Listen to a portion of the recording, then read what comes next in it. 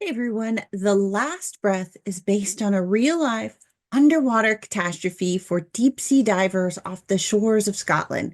This is one of those movies that already has a built-in advantage since the story is there, it's intact. And the challenge for Alex Parkinson, the film's director, was to figure out how to shift it into something compelling enough for a theatrical audience while staying true to the original events.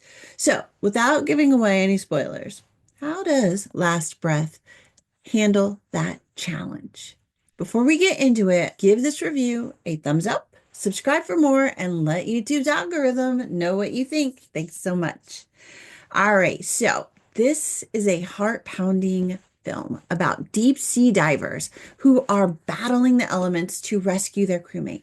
It's in that vein that Last Breath really tells the story of teamwork and of resilience against the backdrop of a countdown clock for when the rescue kind of turns from a rescue to a recovery.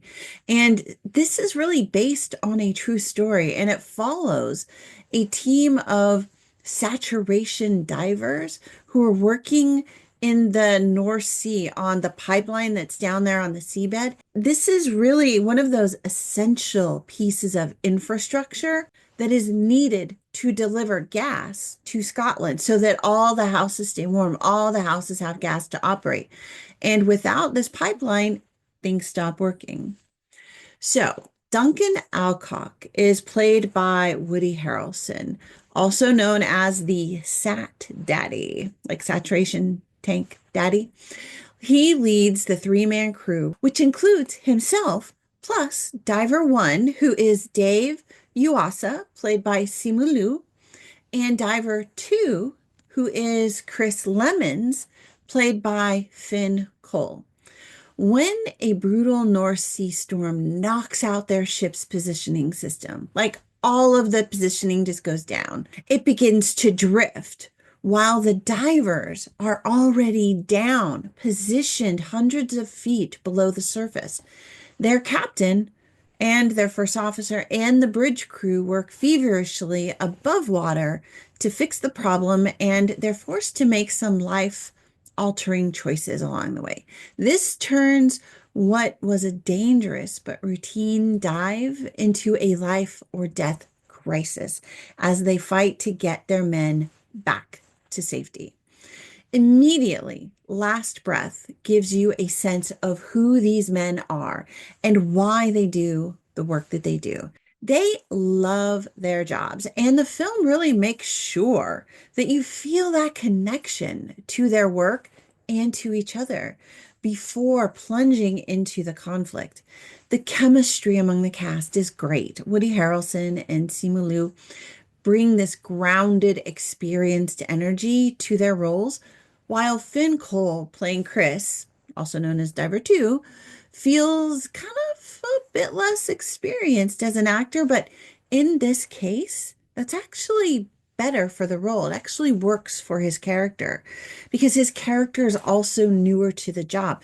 And that sense of relative inexperience makes his performance feel more authentic. And hey, I don't know, maybe he's just a great actor at feeling a little less experienced. I don't know.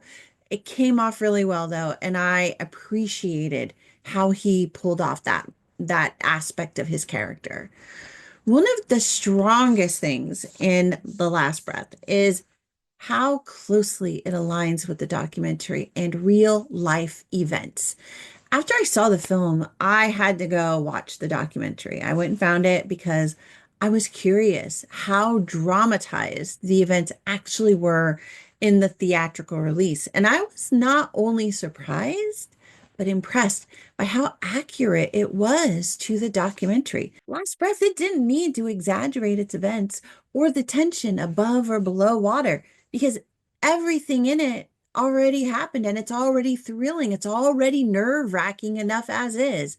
One of the things that really stood out for me about Last Breath was how well the script was written to engage both audiences who were familiar with the real life tragedy and those who had never heard of it before, like me. For those who knew the story, I think the film really builds tension by emphasizing the step-by-step decisions, the human factors in the film, and the challenges that really shape the outcome. And for newcomers, it carefully lays the groundwork so that each moment of danger lands with full impact. It strikes the right balance, never feeling like it's over explaining things for those in the know, but it also never leaves first time viewers feeling left behind. That is a tough thing to pull off, and Last Breath actually does it pretty well. One of my biggest frustrations with movies set underwater is how often they dumb things down or rely on generic tension. But Last Breath takes the time to explain just enough of what's happening to make you understand the stakes. The film naturally integrates explanations about saturation diving and why the divers have to spend days acclimating in these pressurized tanks before their dives, as well as how their umbilical cords work to supply them with life support, and why the ship's thrusters are crucial for maintaining position control. The way they handled the exposition felt like a real light touch. They never stopped the story to explain things to the audience. The film lets the characters talk as they would normally talk, which makes the exposition feel seamless. Even if you've never heard of a saturation tank before or sat diving, the film makes sure you understand just enough to grasp why things go so catastrophically wrong when the ship starts to drift during the storm. The film also does a great job of showing how hard it is to navigate underwater, the disorientation, the darkness, and the struggle to see what's in front of you. They all play into the tension. It never feels like the divers have an easy out. Every decision is difficult, and every moment underwater feels like a calculated risk. And visually, Last Breath is striking, but not in the usual overly polished way we often see in underwater films.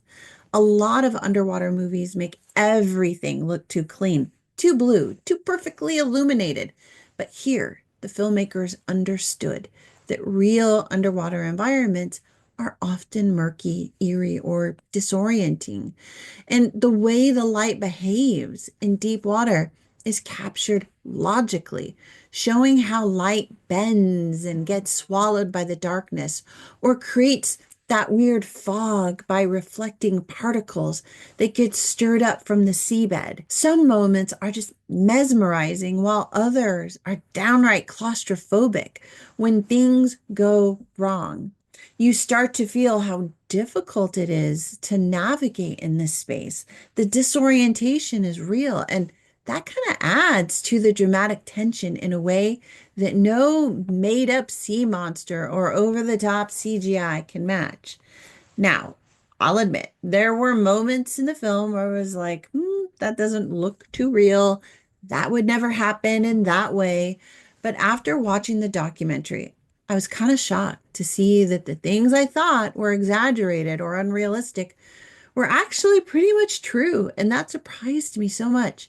For example, would all of the automatic thrusters really go down precisely at the wrong time, at the same moment, during a horrible storm in the North Sea? Apparently, the answer is yes, they can, and they did. And Murphy's Law doesn't care if something like this sounds like a made for Hollywood moment. Also, the international mix of crew initially felt like a casting checklist with an American guy, a Scottish guy, an Asian guy, etc. But it turns out that's kind of how it was. These offshore crews are highly diverse because they pull from the best talent worldwide. While the first officer in the film is played by a woman, despite the real first officer being a man, that's a minor change that still feels pretty true to the spirit of these operations, since women do work on these ships and under these conditions and in these types of roles. Plus, she was a fine actor who didn't overplay her part. She didn't make a big deal about it. If I had a nitpick, though, maybe the film runs a little bit long in some spots. There are some moments where I wondered if they could have tightened up the pacing. But honestly, it didn't feel too long because it held my attention the entire time. Even if they shaved off, what, 10 minutes? It wouldn't have changed that much. The film really stays gripping throughout, and any minor flaws are easily forgotten because of how engaging the overall experience is. But I do think it's worth noting that in the film, Dave, Diver 1, gives Chris, Diver 2, a command that helped to explain for us, the viewers, why Chris made a certain intelligent decision. In real life, Chris actually made that decision all on his own. I don't think that substantially changes anything for either of their characters, but it did show to me that the real life Chris was a very smart guy who knew what he was doing down there and on the seabed, and not just some inexperienced diver, some new guy who gets himself into trouble. I have to give a special mention to Woody Harrelson. Now, when I first saw that he was in the film, I wasn't sure what to expect since we haven't really seen much of him lately. Was this a late career comeback for him? If so, he kind of nails the dive team's set daddy. He fully embodied the grizzled old diver who has seen it all, training up the younger guys while carrying the weight of responsibility. His performance really felt real, like somebody who truly understands the stakes at every stage of the dive. If you're looking for something a little different from the usual big screen offerings, I think Last Breath is absolutely worth the price of a ticket. It's thrilling, it's emotional, and I have to say, I felt like it was a really gripping film that made me invested pretty much from start to finish. Whether you know how the real life story ends or not, the journey to that ending is what makes it a compelling story. It's a great film to see with friends and family, or even as a date night pick. So, Last Breath, have you seen it? Are you familiar with the documentary or the real event? Also, if you have any experience in maritime work or deep sea diving, I would actually love to hear what you think. How realistic did this film feel for you? Were there moments that rang especially true, or were there parts that kind of missed their mark? I would love to hear what you have to say, so drop some notes in the comments. That would be amazing. Thank you so much. Okay, that's it for me. Thanks so much for watching. While you're here, please be sure to give this video a thumbs up, subscribe for more reviews, and share this video with a friend. And hey, why not check out one of these videos and let me know what you think? Thanks, everybody. Thank you so much. I'll see you all again soon. In the meantime, happy viewing. Bye for now.